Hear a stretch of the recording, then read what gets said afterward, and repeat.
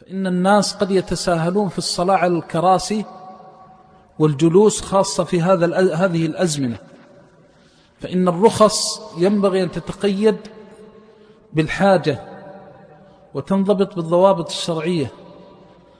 فإذا كان الإنسان قادرا على الوقوف يجب عليه أن يقف، وإذا كان عاجزا عن الركوع يترخص بترك الركوع، وإذا كان عاجزا عن السجود يترخص بترك السجود.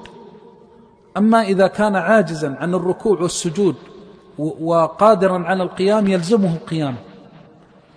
تجد البعض يأتي بالكرسي من طرف المسجد إلى الصف يحمله معه، قائم يمشي يدب دبيبا، وإذا جاءت الصلاة قعد. هل هذه رخصة؟ وهذا نشاهد ونلاحظ أن فيه تساهل من الناس. فلا تصح صلاة أحد جالسا ما دام قادرا على القيام.